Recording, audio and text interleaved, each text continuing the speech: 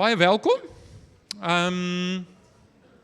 Vriende, ek het elke week hierdie op, om jou te herinner, hierdie is 'n geestelike groei reeks wat ons doen. Jou geestelike groei is vir my ongelooflik belangrik. As die predikant van hierdie gemeente, vir die leierskap van hierdie gemeente, is jou geestelike groei belangrik. En ek herhaal dit, dat die vuurwerke gebeur nie vanaand hier nie, hoor. Die vuurwerke gebeur nie in 'n klaskamer opset nie. Hier leer ons, maar wat jy in jou binnekamer en jou stilte tyd gaan doen, dit gaan bepaal of jy die vuurwerke gaan beleef. Maar eintlik, soveel meer vanaand se sessie en volgende week se sessie.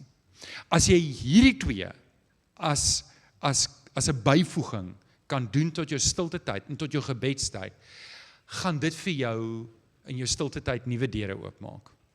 Hierdie studie, vanaand se studie en volgende studie, is die verskil tussen 'n 5 minute gebed en ek moet seker ophou bid om te gaan werk.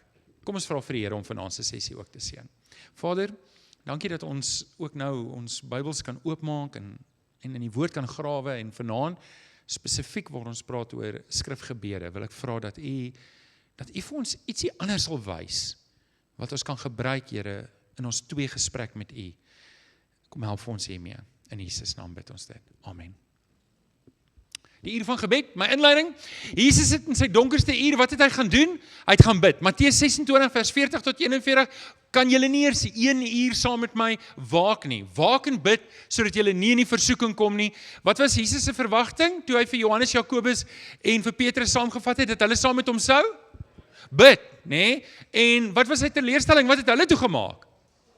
Ja, hulle het geslaap. Dis hoekom dit nie 'n goeie idee is om in jou bed te lê en bid nie. Want jy gaan die hele aand deurnag bid en volgende oggend wakker word. Moet jy nie so doen nie.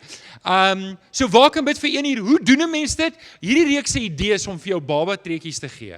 Nou hoorie, as jy nou nie vir 1 uur bid nie, dit gaan nie daaroor dat ek nou wil hê jy moet weet, jy moet nou op jou stopwatch kyk en sê, ha, ek het 1 uur gebid. Ek is bly, dis oor, nou kan ek aangaan. Dis nie waar dit gaan nie. Dit gaan nou oor om jou uit te daag om te sê, dalk is 'n 5 minute gebedstyd 'n dag. Dalk is dit nie genoeg vir 'n verhouding nie. Dalk kan jy beter doen as dit. Dalk kan jy 'n dieper verhouding hê met die Here. So, ek stel dit 1 uur. Vir party van julle is dit maklik wat afgetree is. Jy kan 1 uur elke oggend en aand bid. Waar is julle mense wat afgetree is en so baie tyd het? Maar ek weet dis nie heeltemal waar nie, want ek weet die ouer mense sê, hoorie, ek weet nie waar ek tyd gekry om te werk nie. As ek kyk van al die goed wat ek het. Maar okay, ek wil vir daai baba tree gee hoe om 'n gebedstyd te hê, en daarom is dit vir my belangrik dat jy die gebedsoefeninge moet huis toe vat en dit gaan probeer. En voorbereid kom na die studies toe. Kyk, in julle groepe, ek wil hê julle moet sommer so 'n nabetragting doen van alles wat ons tot dusver gedoen het. Bespreek sommer hierdie vrae, dis rondom die gebedsmomente. Ek gee julle so 3 of 4 minute, dan is ons terug.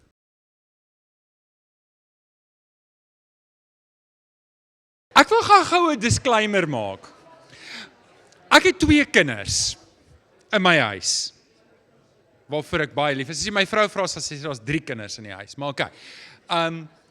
Daar's 2 kinders in my huis, en my 2 kinders verskil van mekaar baie. En die manier hoe hulle interaksie met my verskil ook.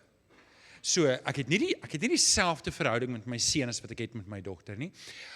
Haar temperament en persoonlikheid bepaal hoe ek met haar my verhouding bou, en selfs ook. En ek weet, jou temperament gaan ook bepaal hoe jy jou verhouding bou met die Here. Ek is 'n baie gestruktureerde mens. En ek is 'n baie georganiseerde persoon, en ek hou van voorspelbaarheid, ek hou van ritme, ek hou van om goed in plek te hê. Met ander woorde, wanneer ek vir jou die struktuur gee, dan is dit die struktuur. Maar hier's 'n paar vrydenkers van julle. En julle hou nie van sulke strukture nie. Jy wil dit 'n bietjie op jazz. Hoor, hierdie is net die baba tree is. Hierdie is nie dit nie. Jesus gee vir ons 'n struktuur soos die Onse Vader. Maar as jy nou die goed wil skommel, en dit werk vir jou, skommel dit. Okay? En doen wat vir jou werk. Ek sal liewer wil hê, jy moet bid op 'n manier wat glad nie sal lyk soos my manier hoe ek sou bid nie. Maar jy bid. As wat jy nie bid nie. Volg julle wat ek probeer sê. OK. So, kan ons aangaan? Goed, kom ons doen dit. Gebedsmomente. Ek gee vir jou die gebedsmomente tot dusver en jy kan dit opskommel as jy wil. OK. Natuurlik is dit altyd 'n goeie idee om te begin met stilte. En die rede hoekom ons stil word is sodat jy jou gedagtes en jou hart en alles kan stil maak. Want dit is baie moeilik om jou hart en jou kop vol te maak met die Here as dit klaar vol is met wat jy nou daar buite aangevang het. Stem jy saam? OK, so dis hoekom ons stilte en afsondering doen. Persoonlike lofprysing en aanbidding. Ek dink dit is 'n goeie opvolg op die stilte om jou te fokus op die Here en nie op al jou versoeke en probleme wat nou klaar op jou tafel is nie. Want daar is genoeg tyd en die Here weet van jou probleme. Ek bedoel, Jesus het gesê, die Here weet alles wat jy nodig het nog voordat jy dit vra. So jy kan 'n rustige lofprysing, maar hoor jy, as daar nou iets is wat jou nou regtig pla en dit pla jou soveel dat jy nie lofprysing en aanbidding dadelik kan doen nie, dan doen jy dit. OK, is julle happy?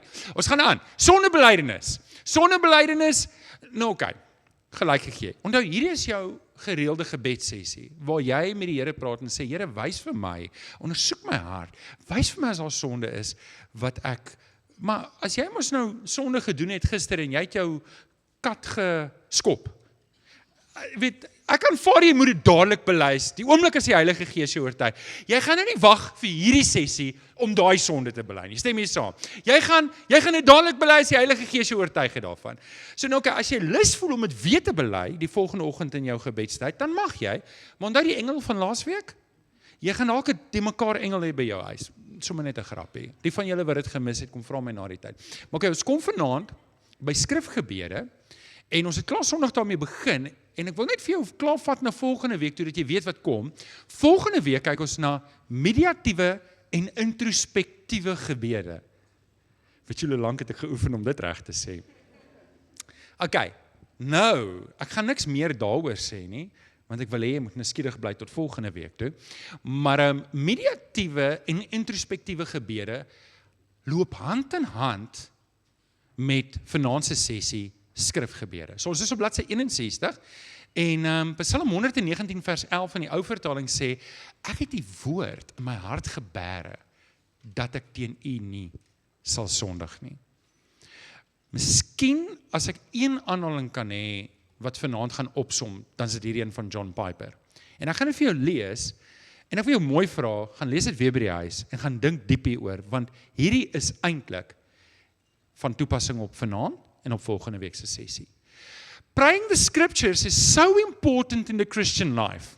If we don't form the habit of praying the scriptures, our prayers will almost certainly degenerate into vain repetitions that eventually revolve entirely around our own immediate private concerns, rather than God's larger purposes.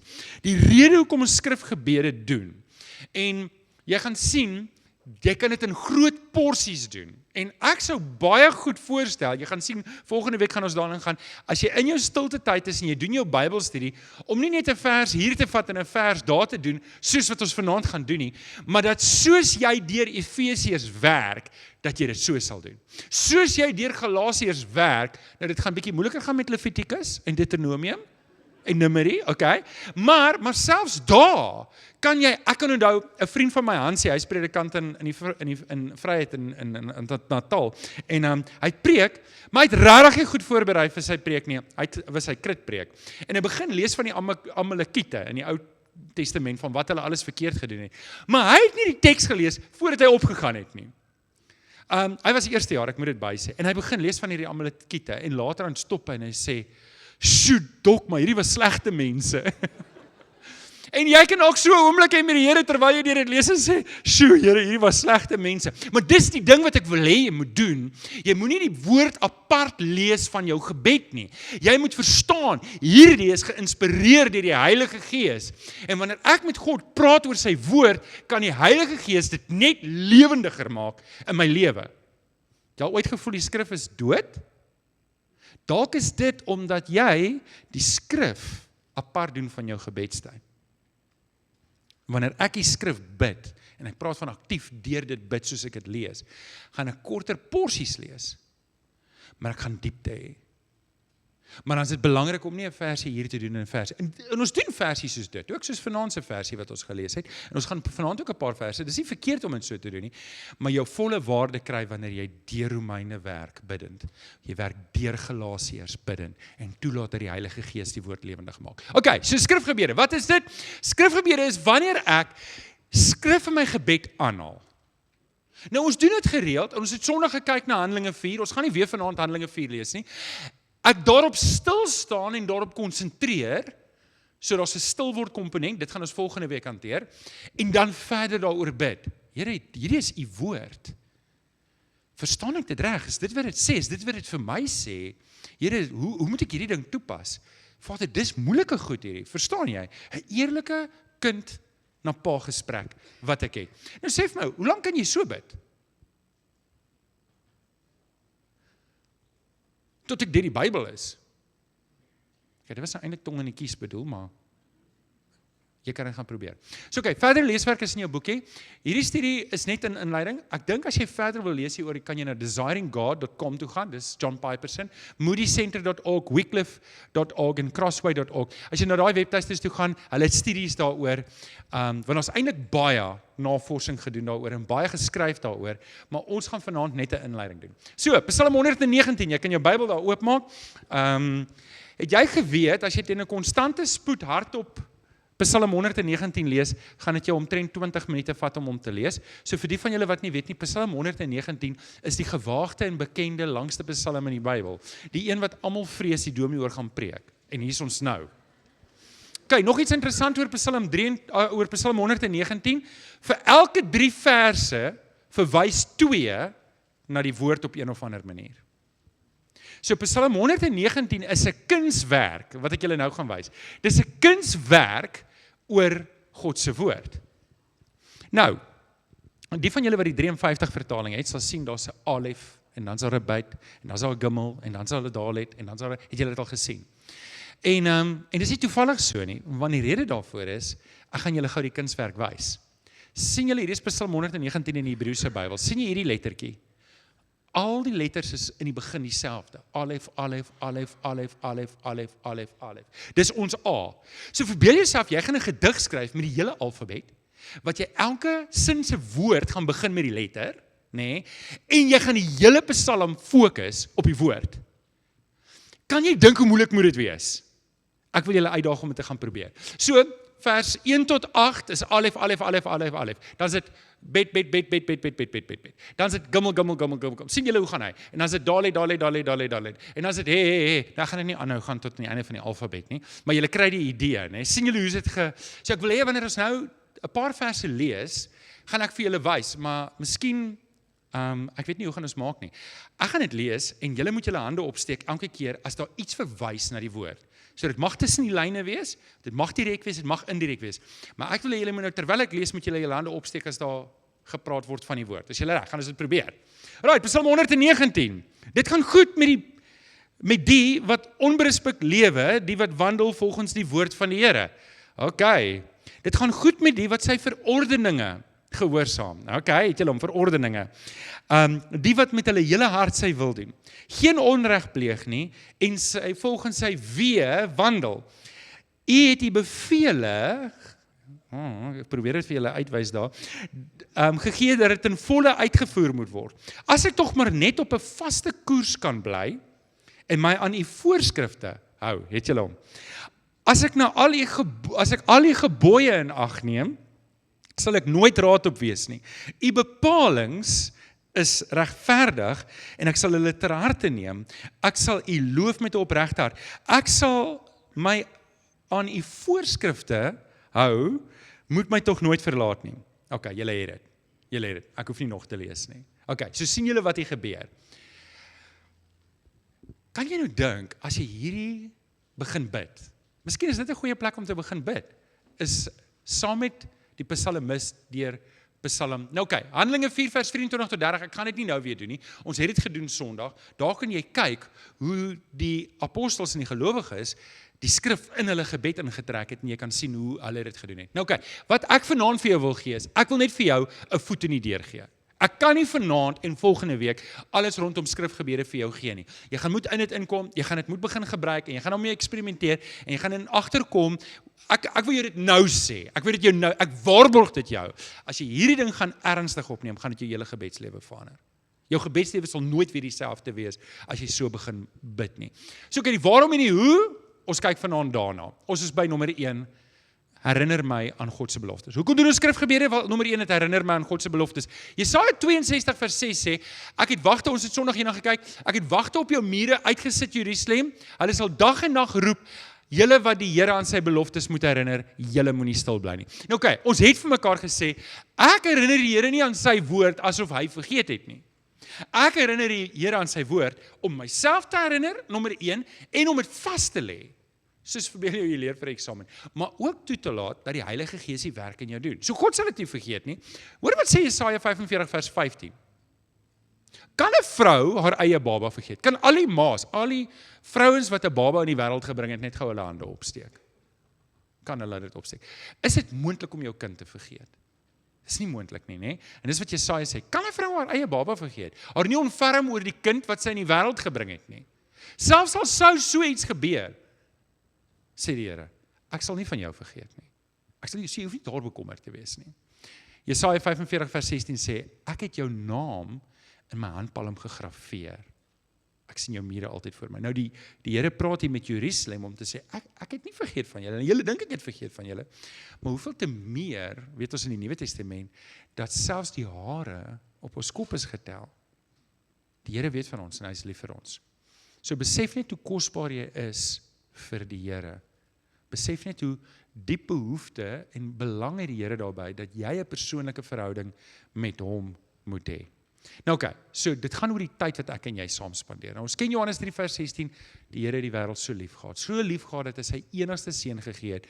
Hebreërs 11 vers 6, en miskien is hierdie die ding wat ek en jy moet vasmaak. Wie tot hom nader, moet glo dat hy is, en dat hy die wat na hom soek, beloon. En dis wat ons wil doen.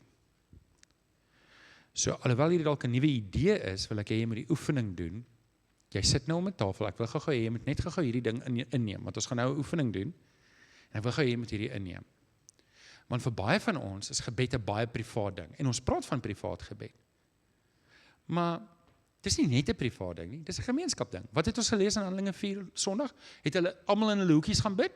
Nee, hulle het saam gebid.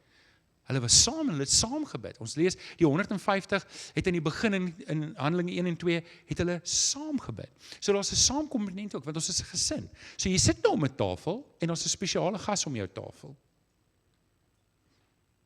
En dit is jou Vader. En ek wil hê, wanneer ons nou hierdie oefeninge gaan doen, dan wil ek hê, jy moet dit net in gedagte hou, dat wanneer jy met God praat, is hy nie daar ver nie, hy's by jou, hy's daar aan tafel. So, Jesaja 45 vers 15, ons gaan 'n voorbeeld maak hiervan. Kan 'n vrou haar eie baba vergeet? Ons het gesê sy kan nie. Selfs as sou so iets gebeur, ek sal jou nie vergeet nie. Hier sou ek baie maklik Jesaja 45 vers 15 sou bid. En julle gaan dit nou aan julle tafel oefen. Vader, soms voel ek oorweldig deur die lewe. Wie voel partykeer so? Weet julle, net voordat ek hier ingestap het ek slegte nuus gekry. En dis 'n stupid probleem wat nie moet gebeur nie, en dit het gebeur. En dit gebeur voordat ek in daai gebedssessie nou instap daar, kry ek die boodskap. En nou weeg hierdie dinge, nou bid hulle almal, dit gaan nou my beurt wees om te bid, maar raai wat's my gedagtes. Ek is nou jammer Tanya, maar ek het nie 'n woord gehoor wat jy gebid het nie. Maar toe besef ek, dis hoe die vyand jou wil beroof van jou vreugde. En ek bid toe, ek sê Here, ek hoef nie nou hieroor bekommerd te wees nie. Jy het my, ek weet dit. Vader, soms voel ek oorweldig in hierdie lewe. Maar u woord sê in Jesaja 45:15, as sou dit gebeur, dat 'n ma eie kind vergeet, u sou nie van my vergeet nie. U weet van my. Dankie daarvoor. Eenvoudig. OK, nou wil ek hê, daar het ek nog aangegaan. Julle moet hierdie oefening doen, saam met die gespreksvraag. Julle het ons 'n gespreksvraag daar, sien julle daar. Ek wil hê julle moet hierdie vers vat, ek het jou naam in my handpalms gegraveer, en julle moet doen wat ek nou gedoen het met die vorige vers, julle moet dit nou doen met daai vers, en dan moet julle daai gespreksvraag doen. Ek gee julle so 3 of 4 minute.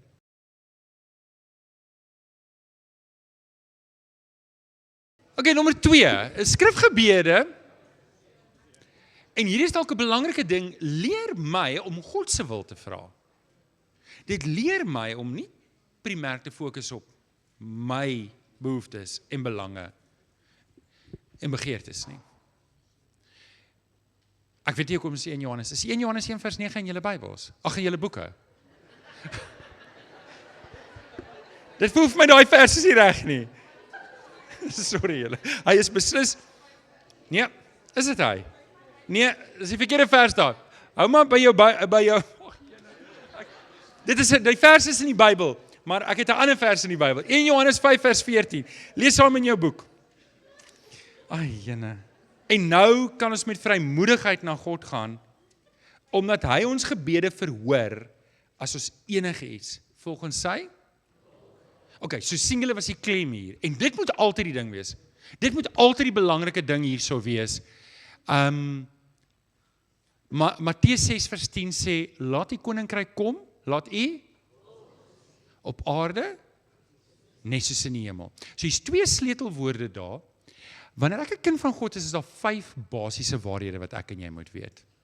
En ek wil jy moet mooi oplet, en miskien moet jy 'n plekkie kry om hierdie te skryf, want hier is belangrik. So, as kind van God is daar 5 waarhede wat ek moet weet. Jesus Christus gee my toegang tot die Vader. Dis wat dit beteken dat die voorhangsel geskeur is. Dis wat dit beteken dat Jesus Christus my hoëpriester is. Nee, hy gee my, ek het nie meer nodig om na 'n priester. Hoorie, ek bid graag vir jou. Maar my gebed is nie meer werd as jou gebed nie. Jy kan presies die gebed bid wat ek bid. Okay? Ek bid graag saam met jou. So, nou okay, het ons daai. So, ek mag enige iets vra. Stem julle saam? Ek mag enige iets vra. Ek mag enige iets vra. Al is dit nie as hy wil nie. Ek mag dit vra. Ek mag dit vra. Het julle geweet, ek mag enige iets vra. Okay? Ek mag werklik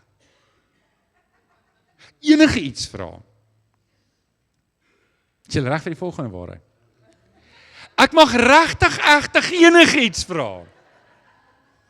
Dawie, jy wonder nou oor die laaste ene, nee. Maar dit beteken nie, ek gaan alles kry nie. Okay?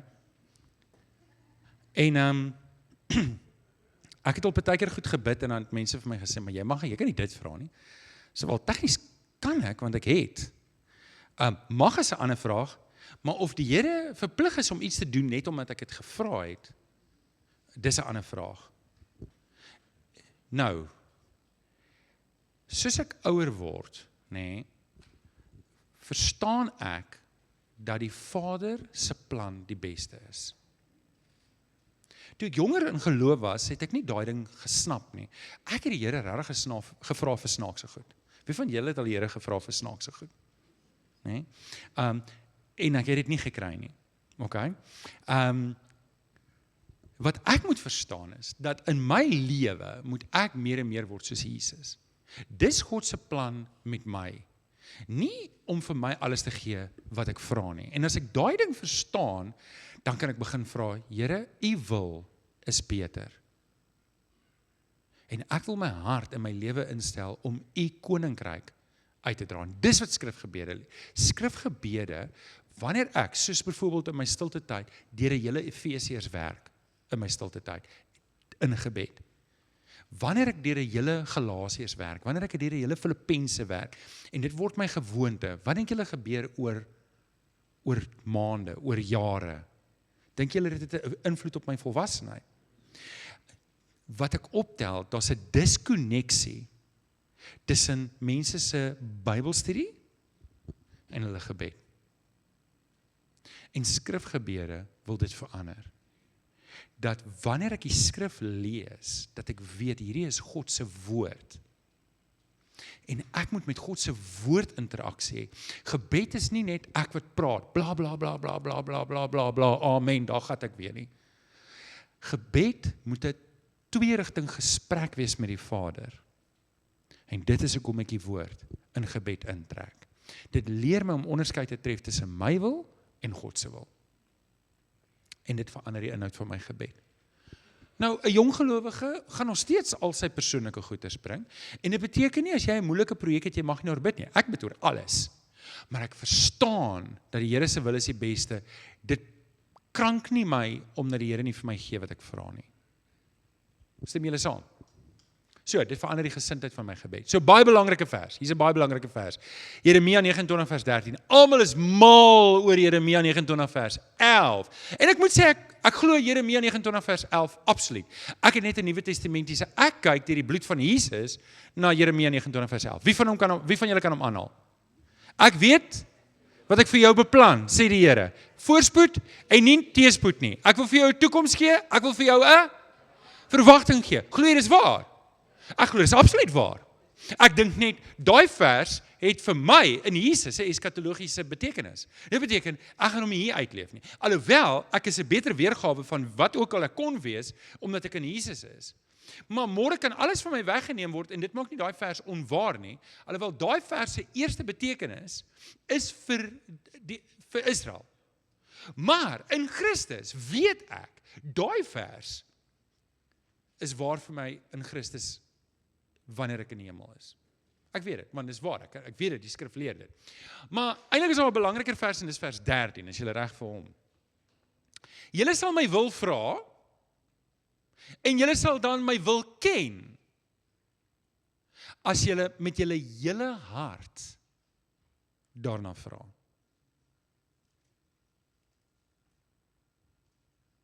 En dis die sleutel hierso. Julle kan vir ons die tweede groepsbespreking doen.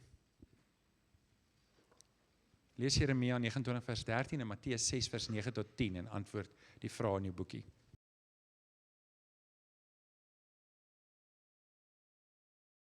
Wat doen die skrifgebeure nog? Dit verdiep my liefde vir die woord. Nou is nou gesê by die vorige punt, daar's baie keer 'n diskonneksie tussen my Bybelstudie en my gebedtyd, dat ek doen die een en dan doen ek die ander ene. Ek bedoel, dis reg so, maar wanneer dit al is, wanneer ek nie my Bybelstudie in my gebed intrek en dit deel van my gebed maak nie, dan mis ek 'n groot klomp waarde van dit wat die Here eintlik vir my wou sê. So Psalm 119 vers 114 sê, u woord is baie suiwer.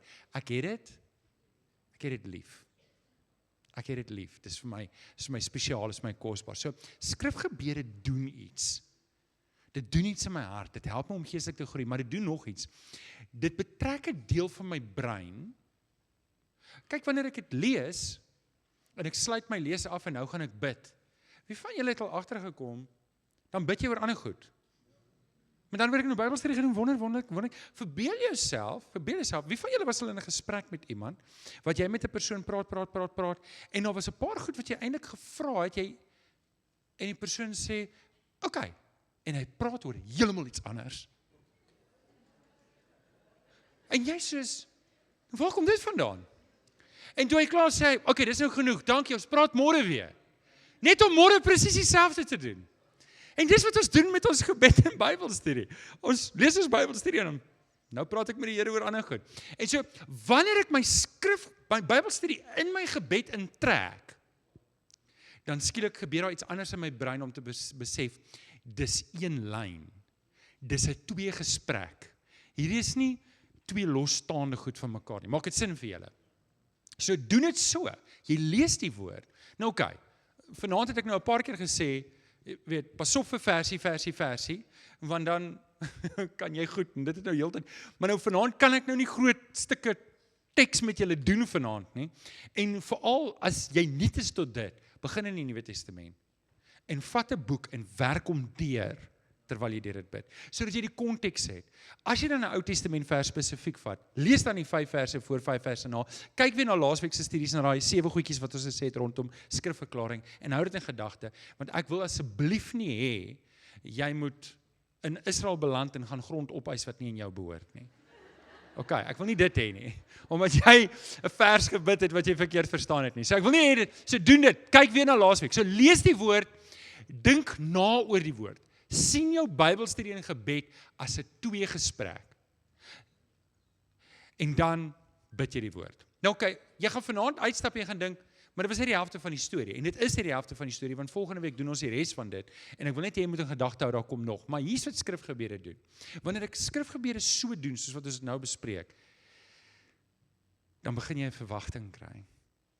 Jy begin 'n opgewondenheid kry.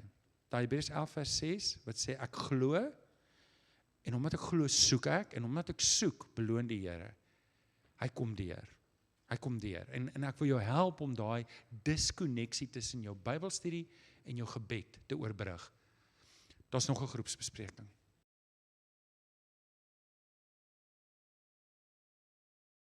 Kom ons doen die laaste ene. So, wanneer kom by skrifgebede, en julle sal agterkom, ek het vanaand so effe hakke ingekap, want ek is regtig opgewonde oor volgende week sin. Ek is regtig opgewonde oor volgende week sin, want dan rond ons dit mooi af. Maar ek wil effe vanaand, begin hierso. Efesiërs 6 vers 18, en ek haal die NIV aan wat sê, and pray in the Spirit. Nou hierdie praat nie oor om in tale te bid nie. Hierdie praat van om gelei te word deur die Gees. Nou oké, as ek hier kan sê, hoekom ek hier wil dit anker in die woord, is want ons leer die hele skrif is deur die Gees geïnspireer. Dis hoekom ek wil hê jy moet die woord in jou gebed intrek. Want is God se woord, dis geïnspireer deur die Gees. En dan sê, wat se tipe gebede moet ons bid? Hy sê, ons moet eerstens on all occasions, in elke geleentheid wat ons het, with all kinds of prayers, verskillende tipe gebede. Nou ons, in hierdie reeks doen ons al die verskillende gebede wat daar is. And requests, wat beteken ons mag vra, maar dis nie net vir onsself nie. As ons hierdie kan doen, and pray in the Spirit on all occasions, with all kinds of prayer, and all requests. As ek weet wat die woord sê, dan is dit makliker om te bid. Ek dink een van die groot goed wat ons mee sukkel is, ons ken nie eintlik die woord nie. En dis hoekom dit die maklikste is om die skrif aan te bid, want dan leer jy dit ken terwyl jy bid. So, dalk het jy dit nog nooit probeer nie, dis nou die tyd. Begin met, ek het vir jou 2 verse gegee daar. Nou, ons het laasweek die skrifbeginsels gegee, lees 5 verse voor, 5 verse na, en ek het vir jou 2 voorbeelde gegee daar in die boek, gaan doen dit, gaan probeer dit, as jy dit nog nooit gedoen het, probeer dit. As jy dit probeer het, begin met 'n boek soos Filippense, of Efesiërs, of Galasiërs, of as jy braaf is, Romeine of Hebreërs. Ok, maar begin iewers, net nie met die Openbaring begin nie, dis 'n tawwer ene daai. Laat die woord toe in jou lewe. Laat die woord toe, dis hoe die woord toelaat. Breek die diskonneksie tussen jou Bybelstudietyd en jou gebed. Breek daai diskonneksie, want dis waar jy die Heilige Gees gaan toelaat. Dis waar jy 'n lewendige gebed gaan hê en die woord lewendig gaan raak vir jou. So jy doen dit so, vir vanaand. Kies die gedeelte wat jy gaan doen, lees dit, haal dit aan in gebed, bid oor die betekenis van daai vers. Dis al wat jy doen. Volgende week, mediatiewe gebede, sien uit om dit saam met julle te doen. Ek dink ons het nog 'n minuut oor op wat. Ok, ek wou nog altyd, ons moet dit nou oefen, maar ek dink dit gaan te lank vat. So, dis jou huiswerk. Sal julle hulle huiswerk doen? Sê asseblief, Ek sluit af, vanaand se sessie, skrifgebede, herinner ons aan God se beloftes, leer my om God se wil te vra, verdiep my liefde vir die woord, en ons gaan kyk om dit prakties te doen. Ek stuur jy huis toe met daai oefening. Jy het jou gebedsopdrag daar op die tafel, vat hom saam, gaan voer hom uit. Dankie julle, die Here seën.